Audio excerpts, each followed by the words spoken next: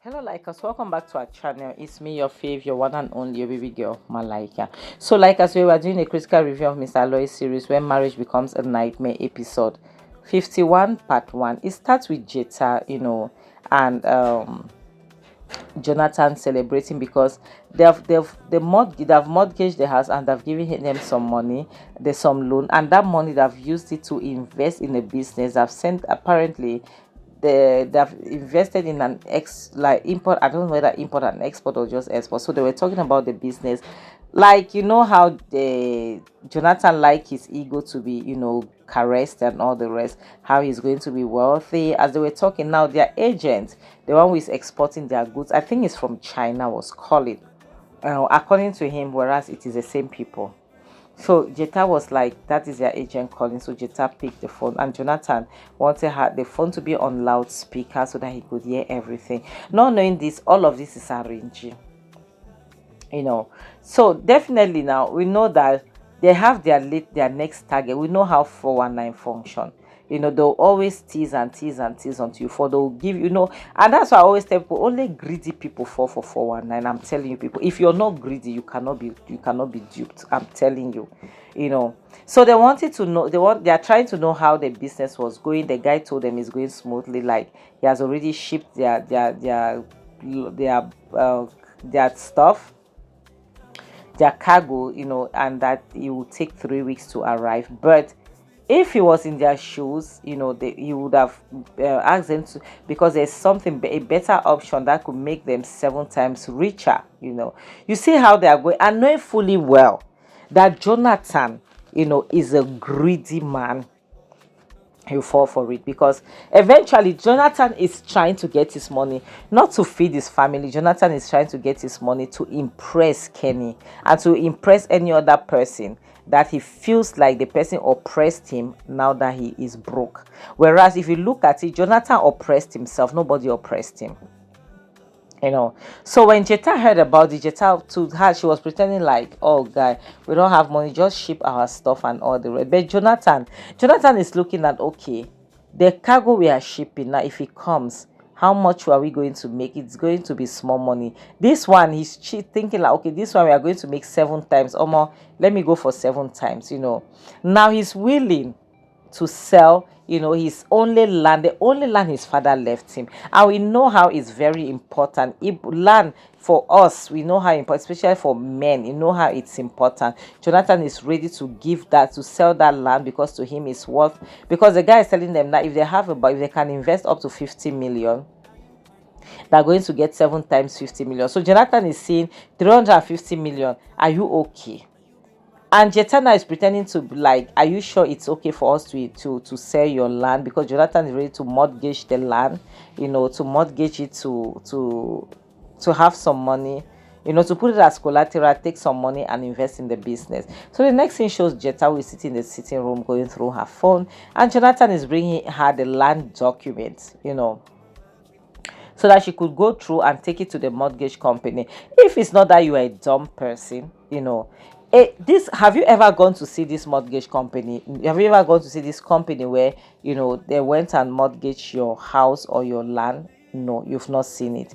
Now you're still sitting giving it to her to go. Like sometimes people are responsible for their own predicament. Yes, they are.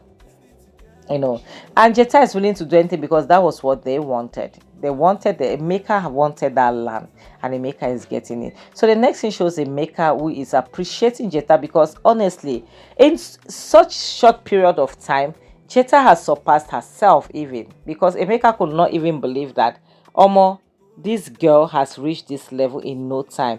But this is what happens when it's collective effort, when you have a manipulator inside and 2 manipulators outside.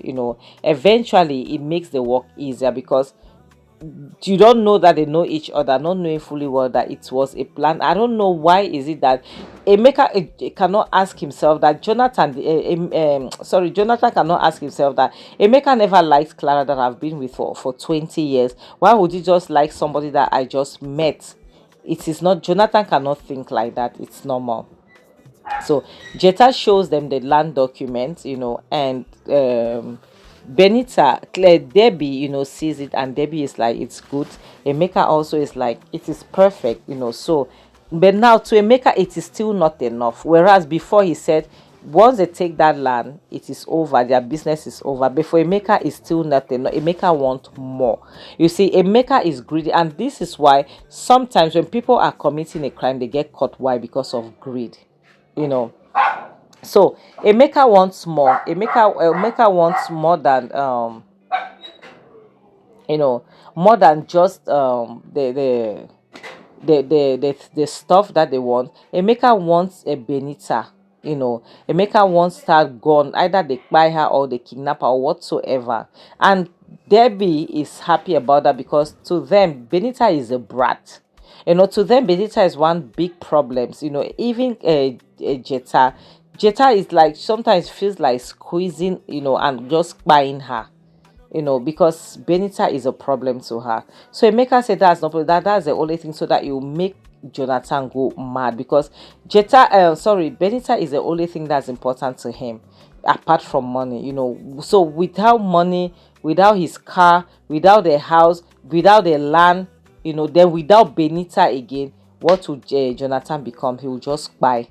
So the next thing shows Benita was sitting in the sitting room, reading, and all of a sudden somebody rings the bell. So she goes now, she wants to go and check because she's home alone. Apparently her father is not at home, her stepmother is not at home, so she needs to go and check who the hell is that. So when she went to open, it was Emeka. Okay, Emeka came in, wanting to know where her parents were, like her father and her stepmother. Already he knew this. He knew that Jonathan was in that home, and he knew that what's her name, Jetta as well, wasn't at home. But he came anyway, and now he's trying to, seduce the child, want to knock her, want to like say fool her. I'll give you money, if you just let me have you, a 16-year-old. And the child is lost. Like, what are you talking about? Please, I'm not interested. Leave me alone. First and foremost, this child disliked this guy like with so much passion. And you think, like, if you see the way she pushed him, and we know that narcissists like Emeka, they don't like rejection. Excuse me, they don't take too well to rejection. Rejection is not something that they really want. So Emeka didn't like it, so he woke up and went with force to grab her, and that was when his family jewels was just destroyed because the way Benita kicked it, and used bottle on his head, because yes, people might think that she's violent or what. She needs to protect herself. She's a child. She's a teenager. He's an adult. In his late 30s, maybe early 40s, and she's a teenager. She needs to protect herself. He fell down and was crying. The next thing shows Benny who runs out, and fortunately and unfortunately she met with her dad. Definitely she's a child. She needed to tell her dad what was going on. But when she was telling her father, her father was making it look like he was doubting her. And this is the problem that I have, like, as this is why in most family you see things, forceful entry happen, touching things happen. Kids cannot talk, they cannot because their father would doubt them, their parent. It's not even only about Africans, not even some Oyibo people, they'll be doubting that child because you're asking, are you sure? Emeka cannot do that. So the next thing shows Emeka who is in excruciating pain, and Jonathan sees him. Jonathan is like, are you okay? How can you be asking, are you okay? And Emeka flamed up, made up a story how she was the one, like Benny was the one who tried to seduce him, and when he rejected her, she hit him with a bottle, and it really, that she rejected, that he rejected her because she's a child. She's like a child to him. And Benny is even making her father to understand that, dad, you know me too well. That wasn't what happened. He is lying. Instead he tried to do forceful entry on me. But Emeka is being Emeka. It's sneaky bastdr, D. bastard. He's being that. Bastard. He's being that. So, and Benita now is taking slaps from her dad for lying, whereas she isn't lying. She's saying the truth, but her father cannot believe her. Like, look at this. Is this normal? you know and to Emeka now, Emeka is, to him, it's more like, it's either, this guy Jonathan does something to his daughter, or their friendship is over, because to him, I don't know, it was like he wanted Jonathan to beat the child mercilessly, or whether I wanted him to buy the child, and now he got angry and left, because to him, Jonathan did not discipline his daughter enough. How do you want him to discipline his daughter? You were the one who went there to try to do forceful entry on that child, you know and now you want him to discipline. This is crazy. So the next scene shows Benita in her bedroom. She's very angry. She couldn't believe herself. She couldn't believe that her own father would doubt her for a second. And her father came into her bedroom, and she's wondering, like, how is it even possible that you be my dad, because you are her father, her protector. You're supposed to protect her. You're not supposed to make her vulnerable. you know Honestly, this is crazy. But to him, it's more like this is his home, and she cannot talk to him anyhow, and he can enter anywhere. I love the fact that this girl was so fast to remind her father that this is not your house. You're staying here under my mercy. This is my home. My mother bought it for me. I can throw you out anytime I want to. Which is the truth. This is her home. you know the problem is that I don't even understand why she has not told her mother yet all the things that are happening, and the man is still trying to smack her in her bedroom. I love the way she held his hand and warned him and told him that the next time he tries that, she will throw him out of there. And he shocked the light. Why are you shocked? This is not your home. This is your child's home. Her mother bought it for her. you know I don't know why some parents are so entitled. You cannot be entitled. If you're a father that you squander your money, what must your child do? So the next scene shows Benita very angry. She left this. She stormed out of the house angrily, and met outside with Jetta, the mastermind. Benita already knows that Jetta has a hand in everything that is happening, so she disliked her so super much. She just pushed Jetta out of her way, because to her, guy, I know it's you. You can say whatever it is that you want to say, but I still know it's you. Jetta was shocked to see how Benita pushed her, out of the way. And Benita didn't even bother. She just exited the compound, because to her it was just too much. So the next scene shows Jonathan that's sitting on his bed, and Jetta, as usual, is complaining, making Jonathan to understand that he needs to listen to her, based on the fact that she has been asking Jonathan to send her away, to send her to boarding school, because they want Jonathan to be alone and vulnerable. you know and Jonathan is more like, Jetta, what should I do? I cannot do anything. Benita is stubborn, but Jetta is not buying that, because to Jetta, Jonathan is just making excuses. And God, let me not say it. But now Jetta is hell-bent on sending Benita out of the house, because to her, somebody needs to discipline her.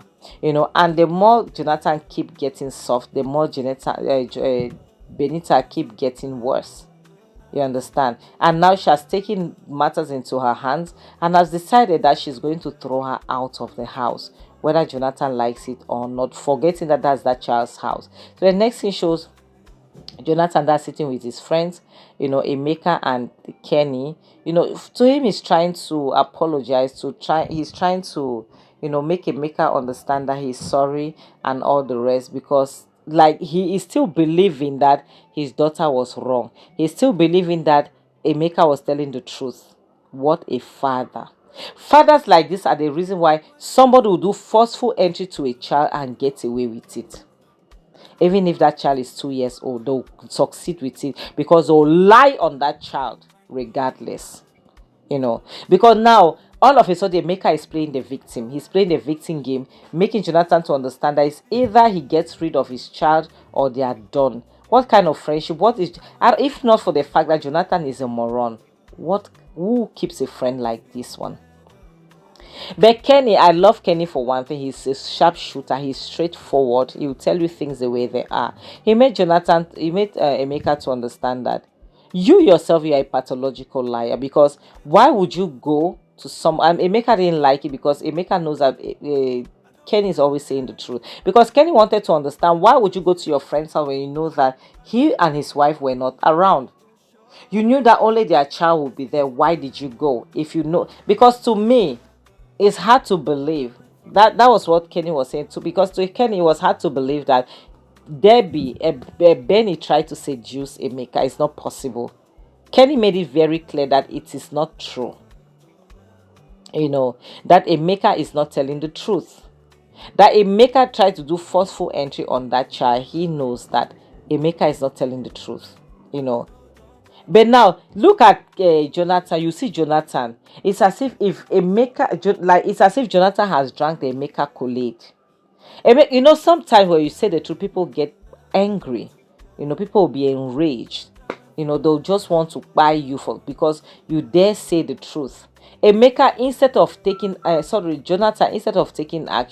Jonathan was rather trying to calm Emeka down, and going against Kenny. Kenny, who is the true friend that he has without him even realizing it. And Kenny is making a maker to know that I am not like Jonathan. That you can fool, you can lie to, you can do whatever it is that you want. I can see through you, yes, because it was very obvious that Emeka was not happy with the way Kenny exposed things. And Kenny had needed to make it clear to him that it doesn't matter how he does it, but he knows very well that he is a liar. Yes. And it's a shame that another person will take side with your own daughter, but you are incapable. Instead, you're here blaming people, warning Kenny to stay out of it, whereas Kenny is saying the truth. And Emeka knows that very well. He knows that he was trying to take advantage on that child, but he will still be pretending. Like as you people we'll have to end this series. You people should protect your mental health. And remember, I've told you that after this particular series, I'm not doing Mr. Aloy's reviews again because I'm just sick and tired of it's the same stories. It's the same thing. So I'll be doing my anime, but I'll be doing celebrity gist on my channel as I used to do. So like us, protect your mental health. Don't let anything that will bother you come close to you, okay? You only have one life to live, and it is this life that you're living now. After this, you're gone and forgotten. Will be gone and forgotten. So protect your space against such people. On this note, I'll have to say bye, guys.